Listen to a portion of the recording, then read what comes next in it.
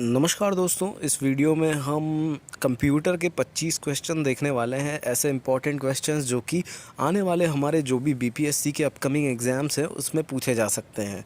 तो बिना समय को व्यर्थ गवाए हम इस वीडियो को स्टार्ट करते हैं। हमारा उद्देश्य यही रहेगा कि हम कम से कम समय में ज़्यादा से ज़्यादा क्वेश्चंस को देख सकें। हमारा पहला क्वेश्चन है कि मेमोरी का कौन सा माप सबसे बड़ा है। तो मेमोरी का सबसे बड़ा माप हमसे पूछ रहा है। ऑप्शन है एमबी, टीबी, जीबी या केबी। तो दिए गए ऑप्शंस में जो सबसे बड़ा माप है वो है टीबी। तो हमारा सही आंसर हो जाएगा टीबी, यानी आंसर बी। इसके बाद हमारा अगला प्रश्न है कि कंप्यूटर कंट्रोल करने संबंधी इंस्ट्रक्शंस या प्रोग्राम को क्या कहते हैं। तो हमसे पूछ रहा है कि कंप्यूटर को जिन प्रोग्राम से हम कंट्रोल करते हैं, जिन इंस्ट्रक्शन से हम इसको कंट्रोल करते हैं, उनको क्या कहा जाता है। ऑप्शंस है सॉफ्टवेयर, हार्डवेयर, प्रोग्रामर या एनालिटिक्स। तो इसका सही उत्तर हो जाएगा सॉफ्टवेयर, क्योंकि कंप्यूटर कंट्रोल करने से संबंधित जो भी इंस्ट्रक्शन या प्रोग्राम होते हैं उनको हम सॉफ्टवेयर कहते हैं। इसके बाद हमारा अगला प्रश्न है कि उस युक्ति को क्या कहा जाता है जो कंप्यूटर आउटपुट को टेलीफोन लाइन पर प्रेषित करने के लिए रूपांतरित करती है। यानी उस युक्ति को क्या कहा जाता है, हमसे पूछ रहा है। जो कंप्यूटर आउटपुट होता है उसको टेलीफोन लाइनों पर प्रेषित करने के लिए रूपांतरित करती है, उसको क्या कहा जाता है। इसके ऑप्शंस हैं इंटरफेस, इंटरप्रेटर, मॉडेम या इनपुट आउटपुट पोर्ट। तो इसका सही उत्तर जो है वो है मॉडेम, क्योंकि मॉडेम वो युक्ति होती है जिससे कि हम कंप्यूटर आउटपुट को टेलीफोन लाइन पर प्रेषित कर सकते हैं, प्रेषित करने के लिए रूपांतरित किया जाता है। तो इसका सही उत्तर हो जाएगा मॉडेम, और मॉडेम का फुल फॉर्म होता है मॉड्यूलेटर, डीमॉड्यूलेटर। इसके बाद अगला प्रश्न है हमारा, एक ही समय पर दोनों दिशाओं में डाटा भेजने के लिए कौन सी डाटा संचार विधि प्रयुक्त की जाती है। हमसे पूछ रहा है कि एक ही समय पर दोनों दिशाओं में अगर डाटा भेजना है आपको, तो आप कौन सी डाटा संचार विधि प्रयुक्त करेंगे। उसके ऑप्शंस हैं जो वो हैं super duplex, simplex, half duplex या फुल डुप्लेक्स। तो इसका सही उत्तर जो हो जाएगा वो हो जाएगा फुल डुप्लेक्स, क्योंकि फुल डुप्लेक्स का उपयोग हम तब ये एक संचार विधि है और इसका उपयोग हम तब करते हैं जब एक ही समय पर दोनों दिशाओं में हमको डाटा भेजना होता है। इसके बाद अगला प्रश्न है हमारा, उच्च गति का मतलब डैश उच्च गति का एक ऐसा नेटवर्क है जो किसी शहर या नगर में स्थानीय नेटवर्क को जोड़ता है।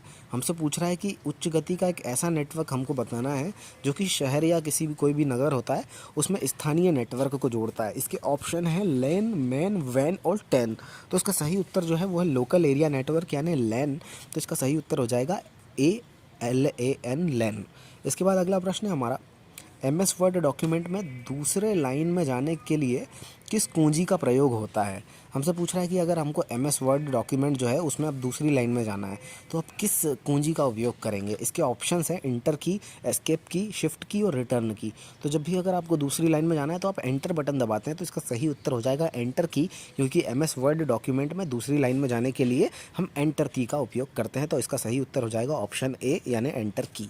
इसके बाद अगला प्रश्न है हमारा, एक निबल कितने बिटों के बराबर होता है। तो हमसे पूछ रहा है कि एक निबल में कितने बिट्स होते हैं, और इसके ऑप्शन है 16, 32, 4 और 8। तो हमको पता होना चाहिए कि एक निबल में 4 बिट होते हैं। तो इसका सही उत्तर हो जाएगा 4, यानी ऑप्शन सी। इसके बाद हमारा अगला प्रश्न है, कंप्यूटर मेमोरी में रहता है डाटा, रजिस्टर्स, बिट्स, बाइट्स या प्रोग्राम। तो हमसे पूछ रहा है कि कंप्यूटर मेमोरी में डाटा जो रहता है वो किस में रहता है।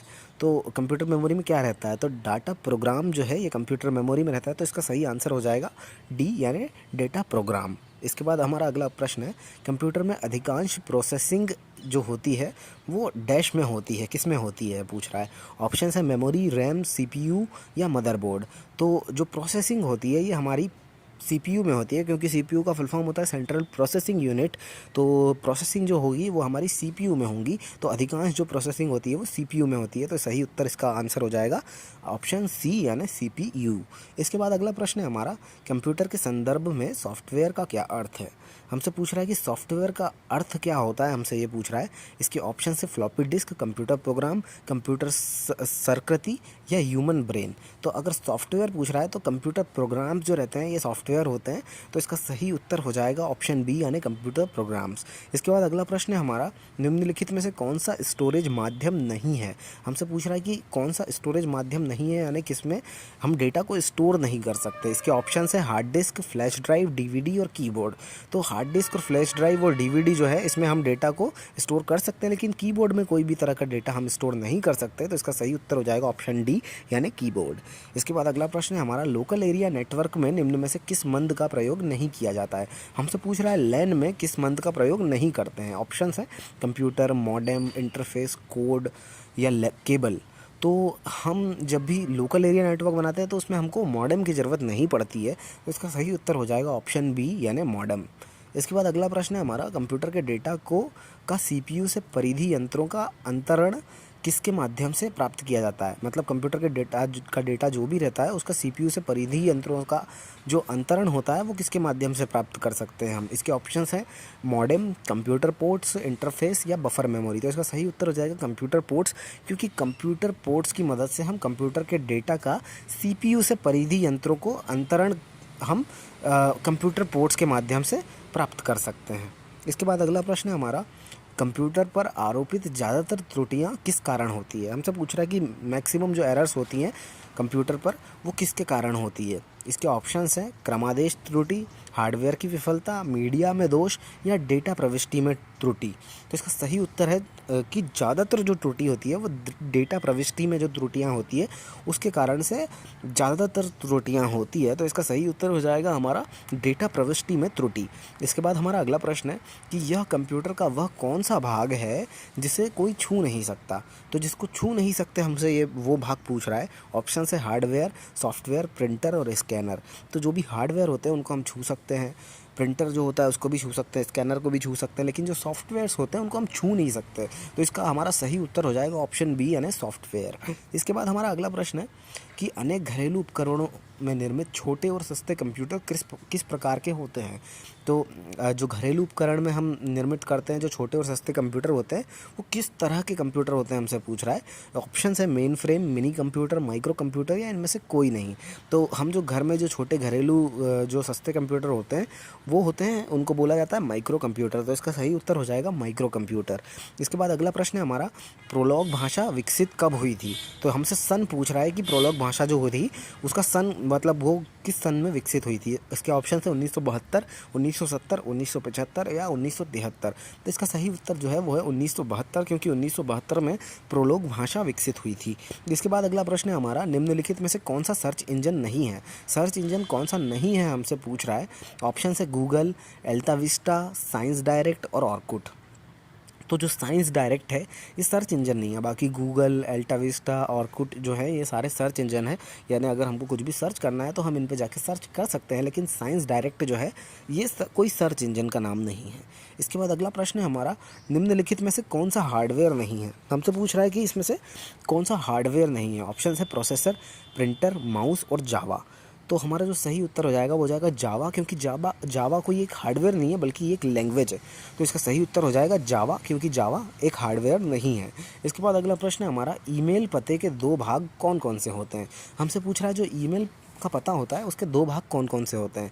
तो इसके ऑप्शन है प्रयोगकर्ता का नाम और घर का पता, वैधानिक नाम तथा फ़ोन नंबर, हस्ताक्षर तथा पासवर्ड या प्रयोगकर्ता का नाम तथा डोमेन का नाम।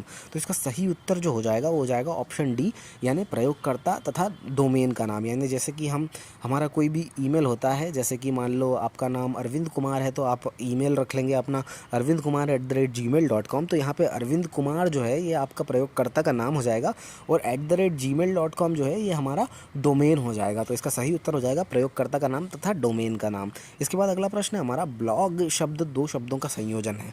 ब्लॉग जो है ये दो शब्दों के संयोजन से बना है। तो ये कौन कौन दो शब्दों के संयोजन से बना है। वेब और लॉग, वेव और लॉग या वेब और ब्लॉग।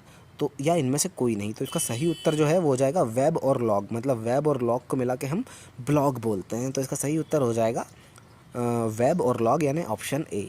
इसके बाद अगला क्वेश्चन है हमारा, एल्टाविस्टा क्या है। तो तो अल्टा विस्टा जो है ये एक सर्च इंजन होता है, क्योंकि अभी हमने प्रीवियस क्वेश्चन में भी देखा था कि अल्टा विस्टा जो है एक सर्च इंजन होता है। तो इसका सही उत्तर हो जाएगा अल्टा विस्टा एक सर्च इंजन है, ना कि कोई प्रोग्राम सॉफ्टवेयर या ब्राउज़र है। इसके बाद अगला प्रश्न है हमारा, संचार नेटवर्क जिसका प्रयोग बड़ी संस्थाओं द्वारा प्रादेशिक, राष्ट्रीय और वैश्विक क्षेत्र में किया जाता है उसको क्या बोलते हैं? तो अगर हमको प्रादेशिक, राष्ट्रीय और वैश्विक क्षेत्र में करना है तो उस तरह के संचार नेटवर्क को हम बोलेंगे वाइड एरिया नेटवर्क, यानी वैन, यानी ऑप्शन बी जो है हमारा करेक्ट हो जाएगा, क्योंकि लैन जो रहता है छोटे एरिया के लिए होता है और वैन जो रहता है ये बड़े एरिया के लिए रहता है। तो WAN जो है वाइड एरिया नेटवर्क, ये हमारा प्रादेशिक, राष्ट्रीय और वैश्विक क्षेत्र के लिए उपयोग किया जा सकता है। उस तरह के संचार नेटवर्क को हम वैन बोलते हैं। इसके बाद हमारा अगला प्रश्न है कि एक इनपुट डिवाइस का उदाहरण देना है हमको। तो ऑप्शन है प्रिंटर, मॉनिटर, स्कैनर और CPU। तो इसमें जो हमारा इनपुट डिवाइस पूछ रहा है ये, तो इनपुट डिवाइस जो है वो हो जाएगा स्कैनर, क्योंकि जब भी हम स्कैन करते हैं किसी चीज़ को तो हम उसमें इनपुट देते हैं, तो इसका सही उत्तर हो जाएगा स्कैनर। इसके बाद अगला प्रश्न है और आखिरी प्रश्न है हमारा कि माइक्रोसॉफ्ट वर्ड किसका उदाहरण है? हमसे पूछा है कि जो माइक्रोसॉफ्ट वर्ड होता है वो किसका उदाहरण है। ऑप्शंस हैं एक ऑपरेशन सिस्टम का, एक इनपुट डिवाइस का, एक प्रोसेसिंग डिवाइस का या एप्लीकेशन सॉफ्टवेयर का। तो क्योंकि ये एक माइक्रोसॉफ्ट वर्ड जो है ये एक एप्लीकेशन सॉफ्टवेयर होता है जो कि हमारे कंप्यूटर में हम इंस्टॉल करते हैं, तो इसका सही उत्तर हो जाएगा एप्लीकेशन सॉफ्टवेयर का, यानी कि ऑप्शन डी जो है इसका करेक्ट आंसर हो जाएगा।